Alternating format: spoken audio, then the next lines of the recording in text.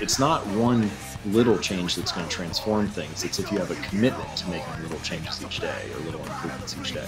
The bright swinging frogman of the UDT. Hey folks, welcome back to the Unbeatable Mind podcast. This is Mark Devine. So stoked to have you here with me today. We're going to have a fascinating conversation about habits and discipline and getting stuff done at a high level with my friend James Clear. Before I introduce James in a little bit more detail, let me remind you that if you're interested in attending our Unbeatable Mind Summit, November 29th to the 30th, or to December 2nd. It's funny, my notes say November 39th. We just added 10 days to November. That's cool. At any rate, it's the first weekend in December here in Carlsbad. I mentioned on the last show that this is the last time we're going to run this summit. We are changing the format of our annual events and moving more toward a deep immersion experience. Now, the summit is an extraordinary experience as well. And so if you've heard about it, if you want to come, then this is your last opportunity. So that's my kind of like caveman sales pitch. And it probably didn't work. But if you want to save $300, you can use the code POD300, POD300, if you heard about it on this podcast. And the URL is summit.unbeatableminded.com. And one other thing, update on the Burpees for Vets challenge. I was just telling James a moment ago before the show that I've hit 70,000 burpees and on my way to 100. But I'm starting to think that 70,000 was a limiting factor, or maybe the outer limit, at least for this body. I'm definitely going to go for 100, but I injured my back last week. That was just healed. And yesterday I broke my left foot. I didn't break it doing burpees, but it broke. And so now I got to modify my burpees and figure out how to march on. But so interesting, really, it's been a phenomenal learning experience. And I truly am suffering for the vets who have suffered for us. And, the 22 million is our goal for burpees for the tribe that have come together to support this at burpeesforvets.com. And you can help us by going there and, pledging for me, right? For my burpees, my 100,000, or you could pledge for somebody else, or you could start your own team, or, whatever, just donate some funds. Our goal is to raise $250,000 and put as many vets as possible through a deep immersion experience with 18 months of mentorship and facilitation with a boat crew afterwards. So really to help them transform back to a meaningful life. So that's that. As soon as I'm done with this podcast, I'm going to finish up my 300 modified burpees with a broken foot. Hoo-yah. At any rate, most importantly here, we've got James Clear, who is a real expert on habit formation, amongst other things. But James, I got to admit, is a seriously prolific writer. There's a few people that I really respect for their incredible discipline in writing. One is Seth Godin. Another is my friend Brian Johnson, who's just an incredible content producer for his Optimize program. And the other is James. And what's unique about James is most people write short, like Seth writes just short little stuff every day. And Brian writes something called a +1 every day, which, could be anywhere from 300 to 400 words. But James puts out these super long, really elaborate emails or content pieces, and they're all exceptionally well researched. And I'm kind of anxious to find out how he does that, because that's a habit in itself that is extraordinary. At any rate, James is obviously a writer, a blogger, an entrepreneur. He's an expert in behavioral science. He's a physical person, lifting weights for one of his kind of passions. And he's come out with a new book that I think can be very helpful that we're going to talk about today, called Atomic Habits, subtitled An Easy and Proven Way to Build Good Habits and Break Bad Ones. Super cool. We all need to know how to do that. James lives in Ohio and he's had an interesting journey to get where he's gotten. So James, thanks so much for joining me today. Yeah, absolutely. It's great to be talking with you, and very inspiring to hear about your burpee challenge too. You start to do the math on how many that is per day, and that's quite the commitment. So well done so far. Yeah, thank you. 300 a day, and I was talking to my team the other day. Most of you joined me on this, and are not are doing either 200 or 150. But every time I do 300, they join me on it at the office. it's been more of almost a spiritual challenge. You know what I mean? Sure. It's turned into such a practice. Like I've got a mantra and I've got a particular breathing routine that I go through, and just to show up on the mat every day to do those 300 burpees has become a real discipline in itself. So it's been extraordinary. My physicality is. I had a period where I was doing 100 push-ups a day, and I don't know, it probably lasted for a year and a half or two, and I developed a similar mantra, I guess. It was almost like an internal chant that I used to just get in the right frame of mind as I was doing that. I don't know. You sort of want to be in this Zen-like state when you have that many reps to go through. For sure. And that's one of the beauty of monostructural exercise, even though it's probably not that good for the body when you know, that's all you do to wit my broken foot. But, one of the benefits is that you can get into a deep, state of awareness, and access peak states with your breath and a mantra. So you integrate those movement, breath, and mantra, which is kind of one of the cores of my teaching with Kokoro yoga. You can do that with burpees. You know what I mean? You don't need to be doing some kind of esoteric movement like Tai Chi Yang 24 form or yoga. You could just do burpees, and get the same results. I actually did something like that so I played baseball all the way through college. And so I was a pitcher, and, of course, as the game is going on, you're out there performing for, 5 or 10 minutes, however long the inning lasts. And then you come back into the dugout, and that is usually the time where, if you get too much in your head, you start messing yourself up because you're just sitting there for another 15 minutes waiting to go back out. And so I would come in and sit on the bench, and then almost like I wouldn't necessarily close my eyes and meditate, but I would just kind of look at my feet. And then I would have this, like, I don't know, it was almost like an internal hum that I would do, but it was just a rhythmic pattern. And I would do that. Sweet. And I would keep my mind occupied for those 10 minutes, and then the inning would end and I'd run back out to pitch again. And that really helped me stay in. I was always telling myself, like, I need to stay in attack mode, right? Like I don't want to be on the defensive as a pitcher. I want to be like the one bringing it to the batter. And it helped me maintain that kind of level of focus throughout the game rather than let my mind drift or start questioning what I was doing or what. Sure. No, that's fantastic. I mean, that's like, to stumble upon that reminds me of, when I went through SEAL training, I had a similar thing where I would organize my breathing and a mantra anytime we went out for a run or a long swim or pretty much any routine. And people are dropping like flies and quitting. And it's because they were in their head. They were literally talking themselves out of out of the game. You know what I mean? Right. But if you can control the inner dialogue or eliminate it through a mantra or through the hum, I mean, that's phenomenal. That's like the Om mantra, which is the master mantra from yoga. Well done. At any rate, we got off on a wickedly cool tangent without even me asking you my formative question, which I asked everybody, which is really just tell us about your early life. Like what were the foundational experiences that made you who you are today? Sure. Great question. So I grew up in Ohio. My parents still live in the same house that I grew up in. And very close family life. We, particularly with both of my sides, my mom's side and my dad's side, were more or less local, and we would see my relatives and cousins often. But particularly on my dad's side, every Sunday for the first 18 years of my life, my family and all of my cousins and extended family would go over to my grandparents' house, and my grandma would make dinner for 18 people. And that was like, I didn't realize until later how weird that was and how often that doesn't like really happen now. But that was great. That was a really good experience. So I was really close with my family and cousins growing up. My dad played professional baseball for the St. Louis Cardinals for a while in the minor leagues. And so, of course, growing up, I wanted to follow a similar path.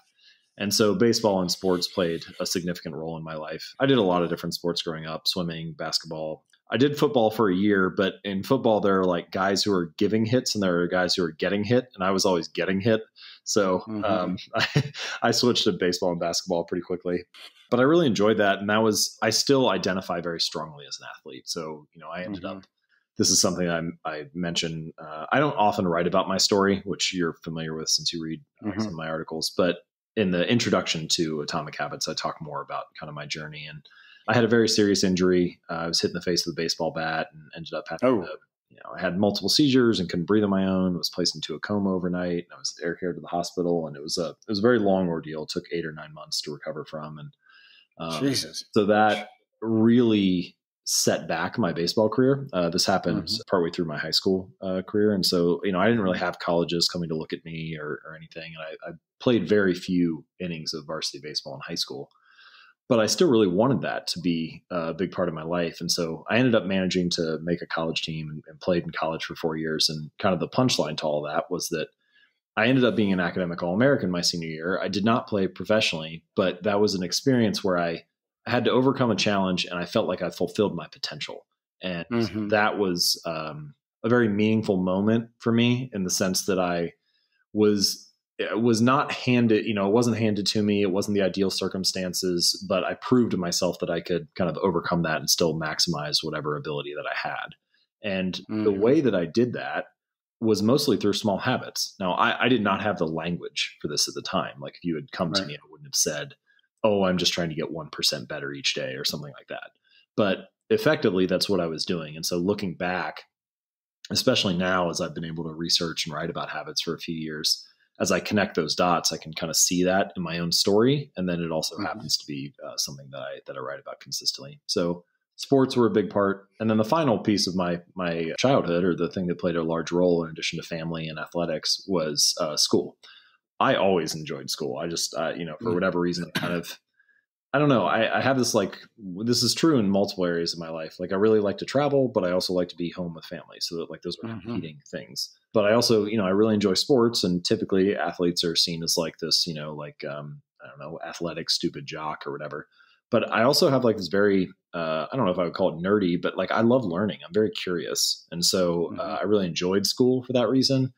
And as I went through school, I just gradually started to gravitate more and more towards science. And I studied the hard sciences in college, mostly chemistry and physics classes. I got a degree in biomechanics.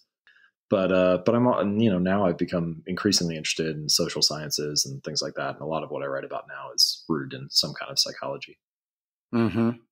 So I want to go back to the injury because that sounds pretty traumatic. And, it's funny. You just basically talked about what I was going to ask, for the next question was, what was the most formative challenge? And it sounds like that was it. I mean, you don't often get bashed in the head with a baseball bat. I imagine that was an accident, of course. Yeah, it was. It was definitely like a fight or something. Yeah. Thankfully, I'm not much of a fighter. But it was an accident. The bat slipped out of the guy's hands who was swinging at the plate, and I was kind of off to the side, maybe 10 feet away, and it kind of spun like a helicopter through the air and struck me more or less right between the eyes. Broke my nose, fractured both eye sockets, broke my ethmoid bone, which is the bone behind your nose, which was actually quite rare to break that bone because it's fairly deep inside your skull. So anyway, it was a very long fallout from that. I had multiple seizures, and it was an intense experience for sure. So it obviously took you out of school for a year. Did you have to skip a year for that? Well, I didn't. Thankfully, it happened very near the end of the school year. So I was able to have 3 months of summer to recover. And I was at least to the point where I could go back to school once the fall came, which was good. I could not drive for 9 months. Early on during physical therapy and things like that, I had to, it was just very frustrating. I mean, I was practicing very basic motor patterns, like walking in a straight line or things like that. It really wasn't. My hand was forced in the sense that I had to start small. Having some kind of radical transformation or big overnight success or, something like that. It wasn't even possible at that point in my life. So now it was very instructive because I had to learn to be patient. Yeah. I mean, when did it dawn on you that things were going to be different and that you needed to, break it down to its most elemental things, like learn to walk in a straight line again? I mean, was it obvious when you kind of regain consciousness that things were going to be different? Or, I mean, just give us a sense of what that experience is like when you came out of that coma and you're like, oh shit. Well, there were 3 kind of stages. So when it immediately happened, I actually was still conscious for about 10 minutes. So it happened. I don't feel anything. When I think back to the experience, I know something happened, but I don't remember any pain or even the impact or anything like that. Yeah. The body's amazing. Isn't it that way with pain? It's really remarkable. I mean, I looked down at my shirt and there was blood everywhere. I remember that. And then I walked to the nurse's office. I was kind of I had my teacher and friends kind of held me upright. So I was able to make it down there. And then I answered questions for about 5 minutes, but I answered all of them wrong. So they asked me like, what year is it? It was like 2002. I was like 1998. They asked me who the president was. I said it was Bill Clinton, but it was actually George Bush. So I was awake, but I was out of it. And then after about 10 minutes of that, I don't remember anything. The swelling in my brain was too great. I just I went unconscious. And so I don't remember any of that. But then pretty soon after that, I started to my bodily function started shutting down. I lost the ability to breathe on my own. So they were pumping breaths into me for a while. I started having trouble with basic stuff like swallowing. So that was when it started to get scary, and I started having multiple seizures and so on. And they decided to air care me to a larger hospital that could kind of handle it and stabilize me. And so then I was out of it for a while. I was in the coma overnight then. And then when I finally came back to at some point, I don't know, a day later or so, I woke up and the first thing that I realized was I couldn't smell. And so they asked me to blow my nose and try to smell this like apple juice box. So I did that, and my sense of smell did return. But when I blew my nose, I forced air through the cracks in my shattered eye socket, and that forced my eye out. So like my left eye started to bulge out. So then we had an additional problem, right? So then I was, I was supposed to be scheduled for surgery because my face is all broken up, but we couldn't go in and do the surgery with my eye like that. So we ended up having to schedule it like a week later. And so there was kind of there was like this limbo period. So this is like the second phase. Then eventually I go back in. At this point, my nose is set in the broken position, so they have to re-break it to put it back in place. And anyway, so I go through surgery. I get all that done. So about a week or so has passed. And then the third phase came a couple weeks later. I go back. I'm out of the hospital now. I go back in to check up with the doctor, and I thought things are moving forward. I am feeling better. I have the surgery done. I know I've had this bad injury, but I'll be better soon. And it was at that meeting with the doctor that I was told and actually realized that this is going to be like an 8 or 9 month or 10 month thing, that this is going to take much longer. And did they predict a full recovery, or was there some question as to whether there was some cognitive? I don't remember them ever saying they wouldn't take a stance on certain things. So for example, like they wouldn't tell me if they thought that I would be fully cognitively, rebound. They wouldn't tell me if my eye, for example, they said, we were like, well, what's going to happen with this? My eye's bulging out now. And they said, well, we think it will go back, but we don't know how long it will take. So they couldn't just pop it back in, huh? Yeah. What they needed was for the air behind the eyeball to seep out of the cracks in the eye socket. So anyway, the moral of that story is it did end up going back. I had double vision for a few weeks while it was still bulging, but it eventually set back after about a month. And by the way, did it occur to you that it just sounds like a horrible idea to have you blow your nose when your face has been bashed in? Yeah, that's a good point.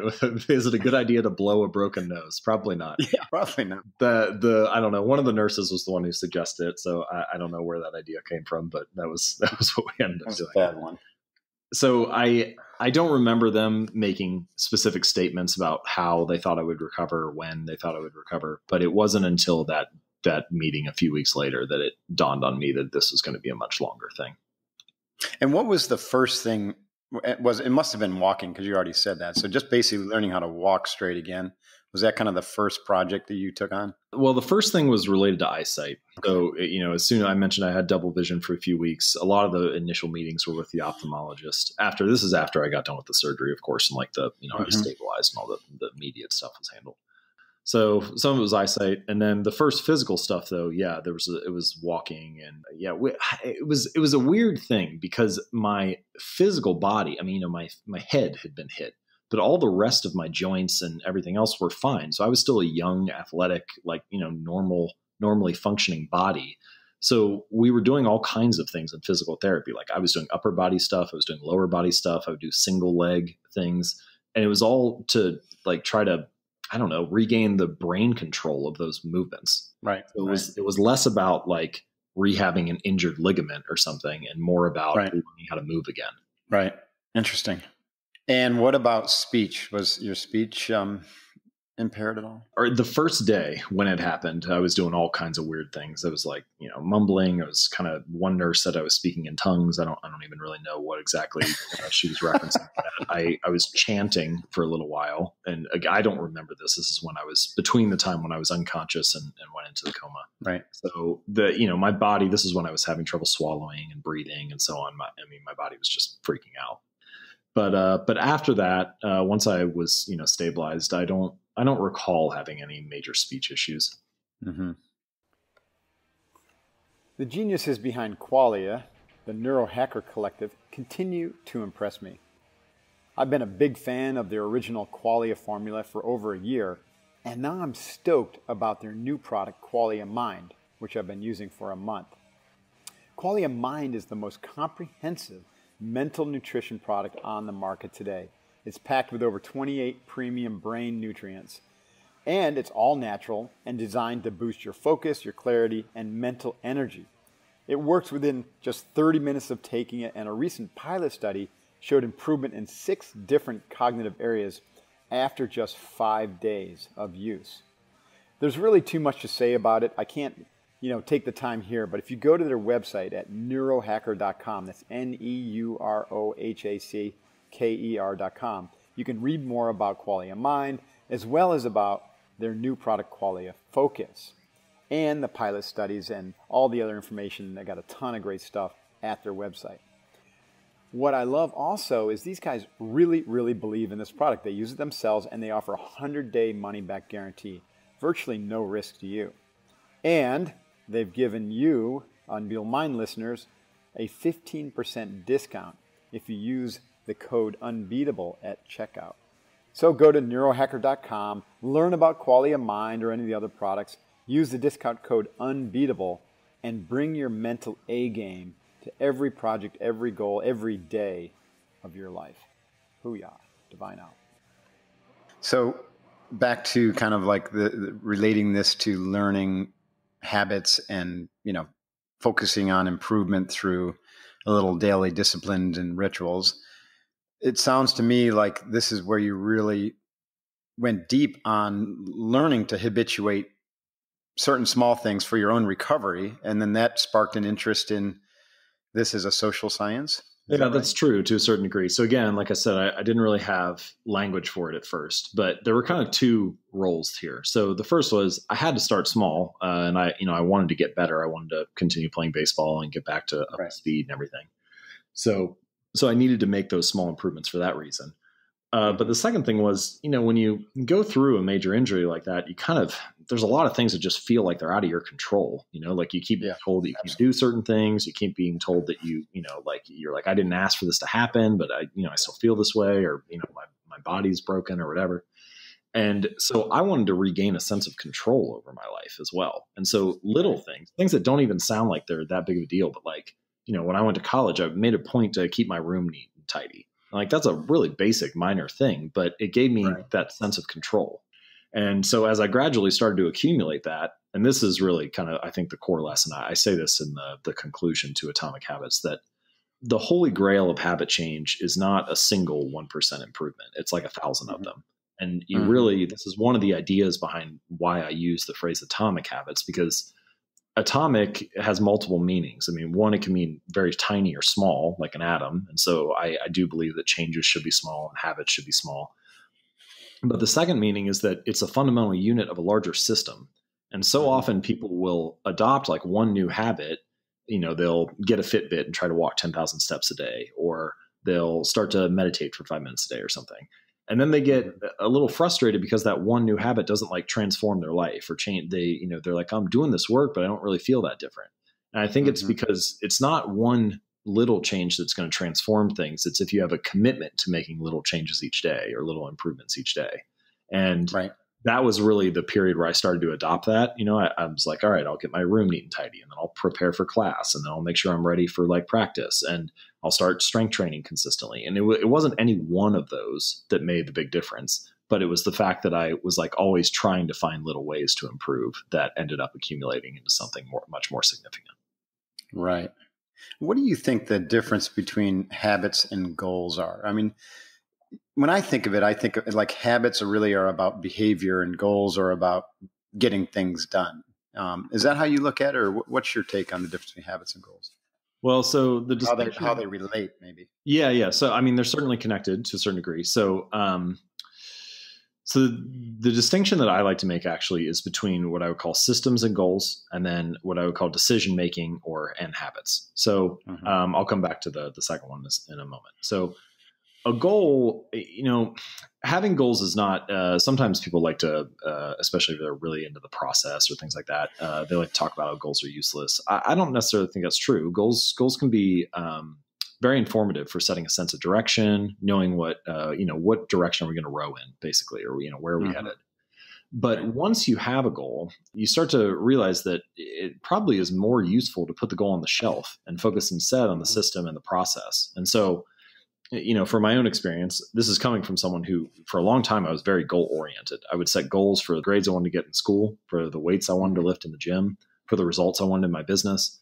And sometimes I would achieve those, but then other times I wouldn't. And so what I came to realize was, well, clearly setting the goal can't be the thing that determines whether I achieve this or not. It must not be about the goal, because sometimes I have it and it works, and sometimes it doesn't. Right. I agree with So it's much more about the system that you follow. And, like the example I give is, like every basketball coach wants to win the championship. But if you don't worry about the championship and just focus on the system, like how you recruit players, what you teach your assistant coaches, what you do at practice each day, will you get better? Yeah, you probably would. And so I think it's more about shifting that focus after the initial outset. And the same way that atoms are like the fundamental unit of a larger system. They're like an atom builds into a molecule, and molecules build into compounds, and so on. I think we could say to a certain degree, habits are like the atoms of our lives. They're these behaviors and rituals and routines that make up the system of your daily actions. And whatever your current system in life, whatever your habits are right now, they're perfectly designed to deliver your current results. They have to be, by definition. Whatever you're getting is a result of the system that's running. And so if you want to change your results, you don't necessarily need to change your goals. What you need to do is change your system. And so the way that I think about that is that goals are good for setting a direction. Systems are good for making progress. And habits are the way to design a better system or to create a better system. Another way to put this, and this is the second example that I mentioned a few moments ago, about decision-making and habits. So your decisions, your choices, determine the amount of leverage that you have or the trajectory that you're on. So, for example, you could choose to become an entrepreneur, and you could either open like a local candle shop, or you could start a technology company or a software service or something. And you're going to be working hard either way. Like being an entrepreneur is a tough thing, and you're going to have to put a lot of hours in and be focused on it. But that initial decision of what kind of business to start, it can set a very different trajectory for you. Now, how far you go along that path is determined by your habits. So your decisions set the trajectory, your habits determine how far you walk along it. And it might be that you would be more successful if you picked to open the candle shop and had better habits and walked along that path further than if you had an idea to start this interesting software company, but then had poor habits and didn't follow through on it. Yeah. And of course, what we're all looking for is to make great decisions and to have great habits. Right.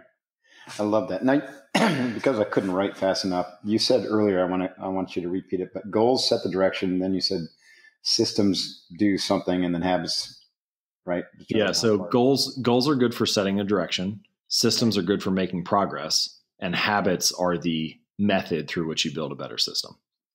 Right. The way that I like to, one of the lines from the book is that we do not rise to the level of our goals. We fall to the level of our systems. And I think that is often true, that we, for many of us, we have all sorts of ambitions, goals that we want to set, but how far you actually go and whether you achieve those is largely a result of the system that you're running in conjunction with the goals that you set. Yeah.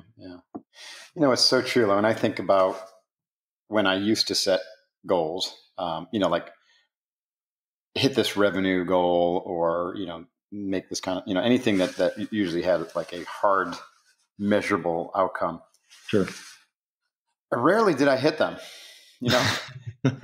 rarely did I hit them. And it was because it's very hard to predict and outcome, and so I've stopped like you just said, I stopped using even the term goal, and now I use a target. And the target, visually has a series of concentric rings on it, but really it's basically just showing you where to aim your bow and arrow. You know what I mean? Mm.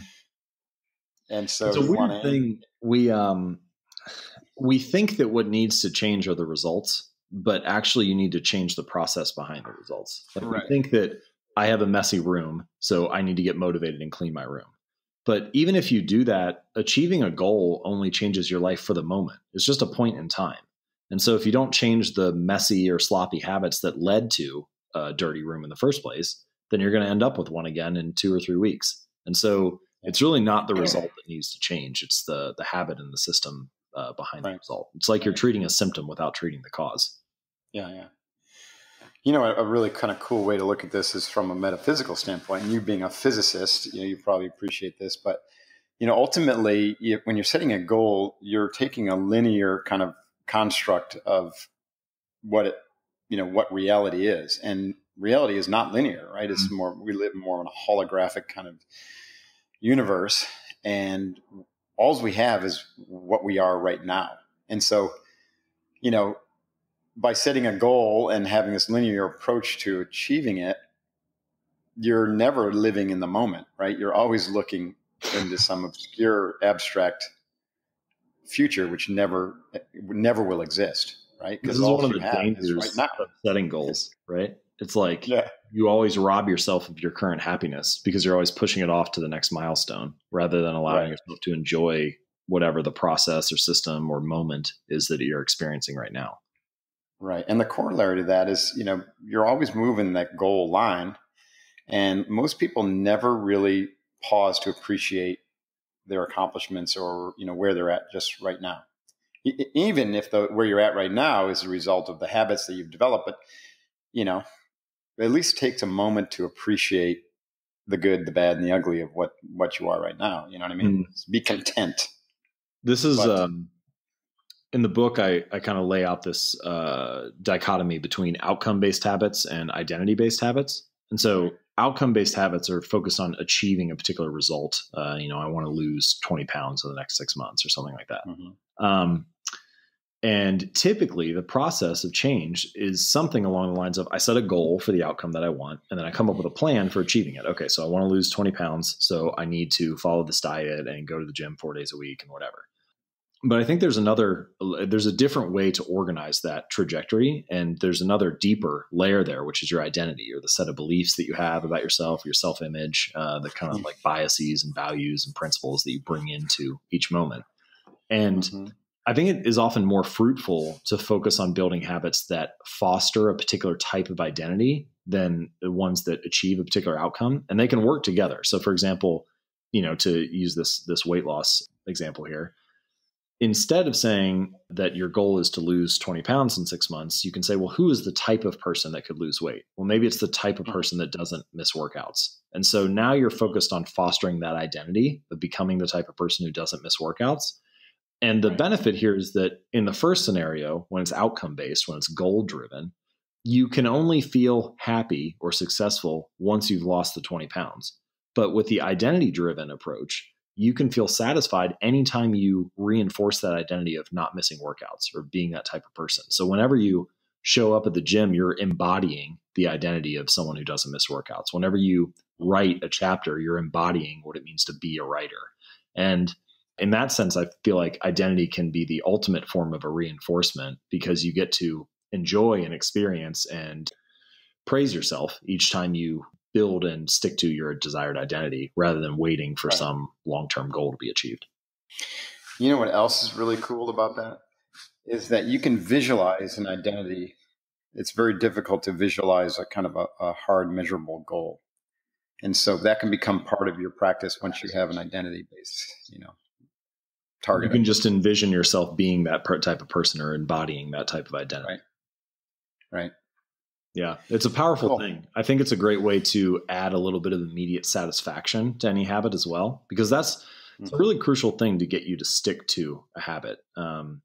You can kind of imagine like every behavior produces multiple outcomes across time. So for example, if you if you eat a donut right now, it might be the immediate outcome is favorable. It's sugary, it's tasty, it's enjoyable, but the ultimate outcome is unfavorable. Like you gain weight in a month or whatever.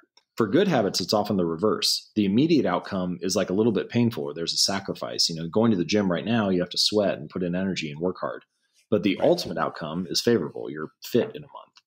And a lot of the battle of building good habits and breaking bad ones is figuring out a way to pull the immediate consequences or the long-term consequences of your bad habits into the immediate moment. So you feel a little bit of that right now. It's not just enjoyable.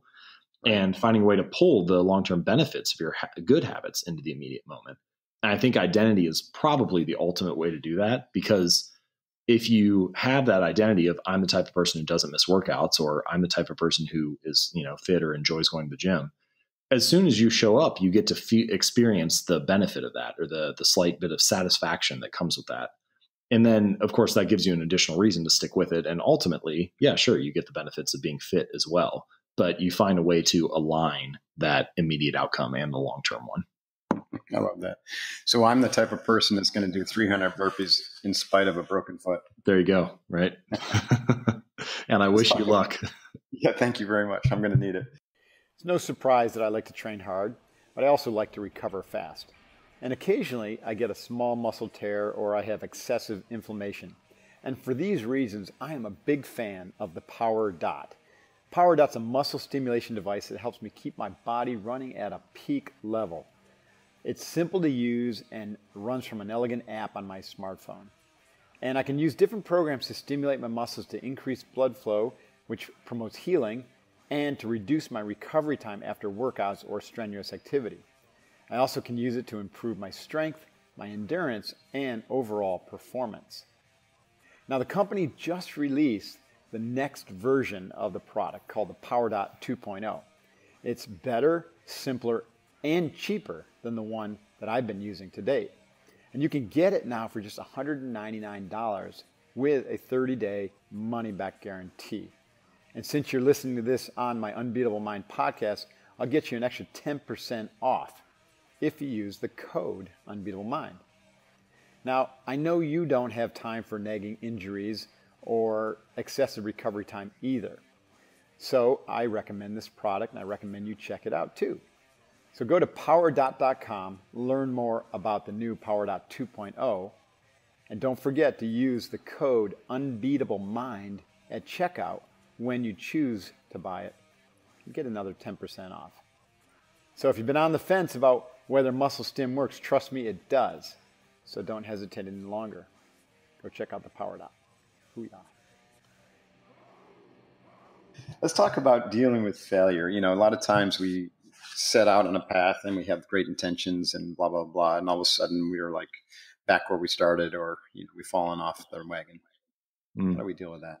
There can be many reasons why a habit will fall off course. And so sometimes the appropriate step depends on what's causing the friction, but I'll give you two ideas to carry kind of into this conversation. So the first one is, sometimes I find it really useful to just map out, like at a granular level, what all the little things are that need to happen for your habit to occur.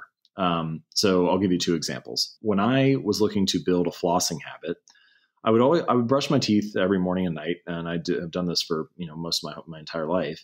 But I would only floss every now and then. It wasn't a consistent thing. And when I mapped out like what happened and looked at each little behavior, I started to see these little points of friction. So one of them was the floss was tucked away in a drawer in the bathroom, and I just like wouldn't see it, so I wouldn't remember to do it. And then another one was, so okay, sometimes I take the floss out and then I like get it out, but I didn't like the feeling. I mean, it sounds silly, it's a small thing, but I didn't like the feeling of wrapping it around my fingers. So what I ended up doing was buying some of the pre-made flossers. And I got a little bowl, and I put that bowl right next to my toothbrush, and then put the pre-made flossers in it. So as soon as I put the toothbrush down, I just pick one up and floss my teeth. And those little shifts remove those 2 points of friction from the process, and suddenly it became like effortless for me to stick with it. My mom had a similar one with a different habit, where she was trying to build a habit of exercising after work each day. And she realized that one of the points of friction for her was that she didn't like working out in front of other people. So she would go to the local gym, but she just, she'd get her workout in, but she didn't like it. It made her feel uncomfortable. So she ended up buying a home yoga DVD or program. And so now she, would go to work, come home, and then just be able to put that on and work out in the living room or the basement or whatever. And that little shift removed what the point of friction was for her. And I think that basic approach can be used for almost any habit. It's like, think through the entire thing from a granular level. What are the little behaviors that need to occur? And then which ones of these are like sticking points? And can you either through a different strategy, like my mom deciding to work out in a different way, or through environment design, like my flossing habit, remove those points of friction that are pulling you off course? Right. I love that. So that's one approach. There's a second method here, which is that, and this is kind of just a mantra that I like to keep in mind, but I don't think that measurement and tracking are necessary for many habits in life. Like there's a good amount of habits, like, tying my shoes, for example. I don't need, once it's automated, like I don't need a process of continuous improvement or measurement and tracking for tying my shoes. And there are many habits that are like that, right? They're just like, you want to get them going. And then once they stick, it's fine. You don't need to focus on it anymore. Good enough is good enough. But for a few areas of life, like weightlifting is one of mine, writing is another one. Most people probably have two or three that are really important to you that you do want to improve on. Then, yeah, it can make sense to track and measure your performance. And so, I try, if you just do a basic kind of habit tracking and see like, I have a friend, for example, who he does this anytime he's a videographer. And so anytime he edits 30 minutes of video, he puts a little X on the calendar for that day. So that's his streak that he's trying to keep going. Well, it can be motivating to keep that streak going. That's one way to maintain consistency. But at some point, all streaks end. And so the mantra that I like to keep in mind when I fall off course is never miss twice. So, maybe you're trying to follow a new diet and your friend wants to go out to happy hour. And so you binge eat or, have too many drinks or something that's off the course of your diet, which is fine. Like maybe we wouldn't have wished that happened, but here we are. And so now pour all of your energy into making sure the next meal is a healthy one. Or, for many years, I wrote every Monday and Thursday on the site. So if I miss a Thursday, well, let's make sure that I put all my energy into making sure I don't miss on Monday. And I think that that's a crucial thing for getting back on track with habits, is that it's very rarely the first mistake that ruins you. It's almost always the spiral of repeated mistakes that follows. And so if you can kind of cut that off at the source and get back on track quickly, then that can be like a really good way to spend your time and energy. Man, I love that. Never miss twice and change the environments to remove friction. Both of those are such excellent advice. Let's talk about motivation versus intention. You actually had a recent blog post about that. Motivation, every behavior is preceded by some type of motivation, by some type of desire, I guess. And one way to think about this is that your brain makes a prediction before each behavior about what to do next. And this is true even on a very granular level. Like if you're walking along the sidewalk and you take the next step, you're not consciously thinking about this, but your brain is predicting that your foot is going to strike the sidewalk and hit the ground. And if you happen to step into like a pothole, for example, then you know that you were predicting something else because you're very surprised by that result. Right. And so that prediction, when the prediction that you make, your brain makes, is positive, that the change in state that you'll achieve by taking that action would be enjoyable, well, then you feel motivated. So the feeling of motivation is largely the feeling of, I need to change my state, or I need to get to a new state. Right. And a lot of the time we talk about using motivation as a way to get started on habits or whatever. And motivation can be useful, but I think using intention, implementation intentions in particular, is much more powerful. So a lot of the time people think they lack motivation when what they really lack is clarity. They lack an understanding of what prediction they should make next. And so the way to overcome this is by utilizing what's called an implementation intention. And there are hundreds of research studies on this. It's a very basic system. You just write down when and where you intend to implement a behavior. So I will work out on Monday at 4 p.m. at, this gym, or I will work out, on Monday at 4 p.m. in my basement, or whatever it is. And the clarity of that leads to an increase in the odds that the behavior will be performed. There are actually a variety of companies that have been able to use this to get employees to stick with, like getting their flu shot, for example. So one time they'll send out a mailing that just says, you need to get your flu shot, and only a certain number of people will sign up.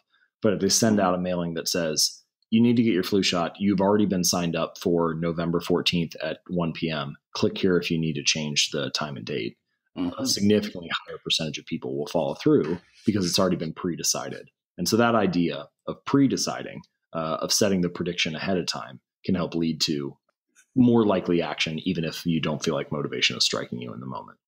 Mm-hmm. That's fascinating. So writing it down, and setting it sounds like that's almost like a goal, like a smart P goal, isn't it? It's like if I say my intention is to write 300 words a day at 6 a.m., isn't that the same as a goal? It does sound similar to me. And I think that in many ways, like, we're just debating semantics about is it an intention or is it a goal or whatever. And one of the examples that I like of this is it's a study. It was done in Britain, but it was about exercise habits. And so they had 3 groups. The first group, they said, we just want you to track how often you exercise in the next few weeks. Second group, they said, we want you to track how often you exercise. And then they also gave them this like motivating presentation about heart health and exercise and why it was good for them. So this was the motivated group. And then the third group, they got the same treatment as the second one. So they were equally motivated, saw the same presentation. But they asked them to fill out one sentence that was different. And that sentence was, I will exercise on this day, at this time, in this place. And that was the only thing that was different. But the control group and the motivation group, when they got to the end of the study, exercised basically the same amount. It was like 1 out of every 3 people. So the motivation essentially just faded as soon as they walked out of the room. But the cohort that wrote down the implementation intention, wrote down specifically when and where the habit would occur, 9 out of 10 of them worked out. So it was like a 2 or 3x increase over the control. And again, it sounds simple. I mean, people, it's not like nobody's ever heard of that before. But so often we wake up without those little details figured out. People are always wondering, will I feel motivated to work out today? Or will I feel inspired to write a chapter in my book today? And rather than leaving it up to that, you kind of you can automate discipline or pre-decide it by setting the intention for when and where it's going to occur. And that makes it just a little bit easier to get into it when the time comes. That's interesting. It's almost like programming it at a subconscious level, right? So you're tricking your biased mind to do something that it doesn't want to do necessarily. I think that's true. It's also true. We talked a little bit earlier about friction. When someone starts a habit, so let me back up and tell a brief story here, and then this will kind of clarify the concept maybe. So I have a reader who he ended up losing over 100 pounds. And one of the ways that he did it was that he went to the gym, but he wasn't allowed to stay for longer than 5 minutes. And so he would drive to the gym each day, he'd get out, he'd go in, and then the clock would hit 5 minutes, and whatever exercise he was doing, he would just stop and then get up and leave. And he did this for like 6 weeks. And then eventually he was like, I'm coming here all the time. I kind of feel like staying longer, or figuring out the right workout program or whatever. And it sounds funny because it's the exact opposite of how most people approach getting in shape, right? They get all amped up and they decide to do CrossFit or P90X or Insanity or something. And then they push themselves really hard for like 2 or 3 weeks and then burn out or, decide to stop. And then they wait 3 months until they feel the same way, and like the cycle repeats itself. But the thing that was really critical about what this reader did is he mastered the art of showing up. He focused on standardizing his behavior before he optimized it. And I think that that's a really crucial point, because a habit must be established before it can be improved. If you don't master the art of showing up, you don't have anything to optimize to begin with. And so by scaling a behavior down to the first 2 minutes or the first 5 minutes in his case, you make it more likely that you're going to get into the habit. And so you reduce the friction associated with starting it. And I think that those implementation intentions, they're another way of reducing that friction at the beginning. Like, there are all sorts of, when people think about a habit like that, like, oh, I want to build the habit of working out, they just think about the end goal. Like they're all optimizing for the finish line. Like, I want to lose this amount of weight in a few months, or I want to be able to bench press 300 pounds or whatever it is. They don't think about optimizing for the starting line, but there are all these like little logistical details that need to be figured out when you start to build a habit like that. Like, okay, you want to start working out. What gym will you go to? What route will you take? What time of day will you go? Are you going to work out by yourself or with a friend? Do you need to get your clothes ready before you go to work, or will you come home after work and change and then go? Does the gym have a water fountain, or do you need to bring your own water bottle? And those questions are small things, but little stuff like that, like the gym not having a water fountain, that's the kind of friction that's enough to get people to stop and to quit. And so when you're focused on the implementation intention, writing specifically when and where it's going to happen, and on scaling the behavior down to just the first 2 minutes, and optimizing for the starting line rather than the finish line, you get all that stuff figured out. And then once you master the art of showing up, then you have all sorts of options for getting better. Right. I love that. I think that's super profound. You can't optimize a habit that you don't have.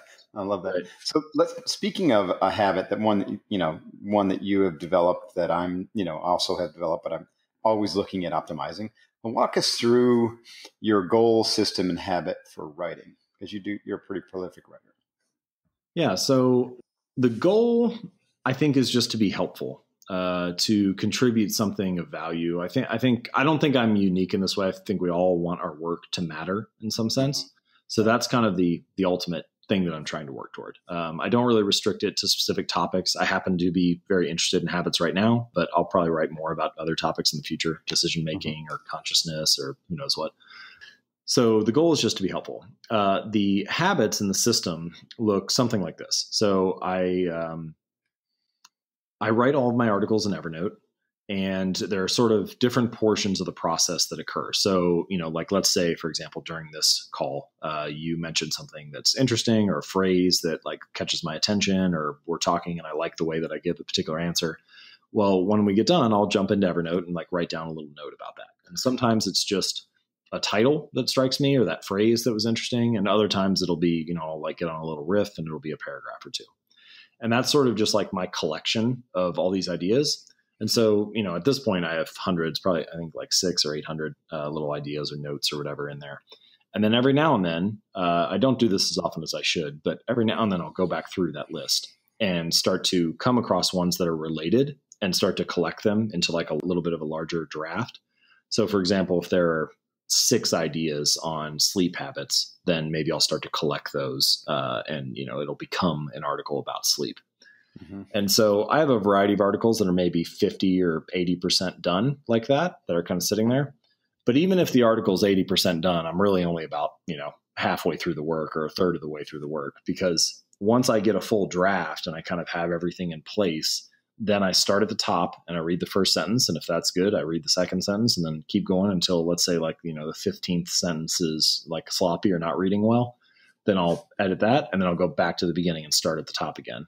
And I do that until I get all the way through the article. And so the end result is, by the time the thing's actually finished, I've revised it like 35 times. I mean, that's probably a low ball estimate, to be honest. I know some of them I've gone through, I've probably read that first sentence at least 100 times as I work my way through. So I don't really consider myself a good writer. I consider myself a much better editor.